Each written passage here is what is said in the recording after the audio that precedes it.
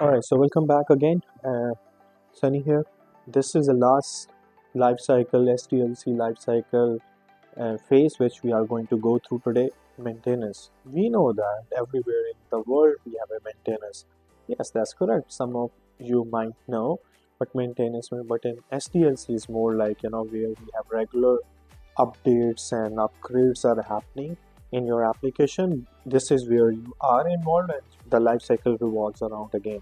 I mean, if you are making and implementing something new within your application or tool, then definitely the cycle will go again, planning as well as designing and development and testing again.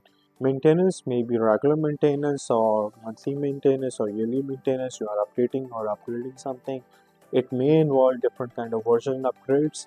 Yes, so this is the whole life cycle of software development, life cycle of IT or software development, where from the starting phase to end phase where business analyst is involved in this. At some part they are fully involved, at some part they are not involved. Some other folks they have come up, but they uh, very keenly they just observe with the scenario and make sure things are working according to a plan. I hope you like our topics, and yes, there are so much more to learn. If you are interested, now you know how things move in the IT industry. It looks different the way we think. Yeah, actually, it's very simple. Trust me, anyone can become a business analyst. Why not you guys? So please, it's not too late.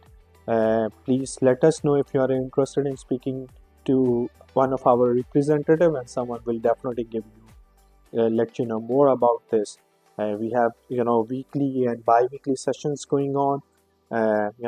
Depends whatever works for you. Please talk to our representative, and we will let you know in which classes and where we can get you enrolled in. Until then, thank you so much. Thank you so much for listening. And there are so much more videos coming in coming days where we will be looking into more deeper some more concepts of business analysts and why business analyst is a good industry for you to choose. And I believe so this is the perfect time, so don't miss it out.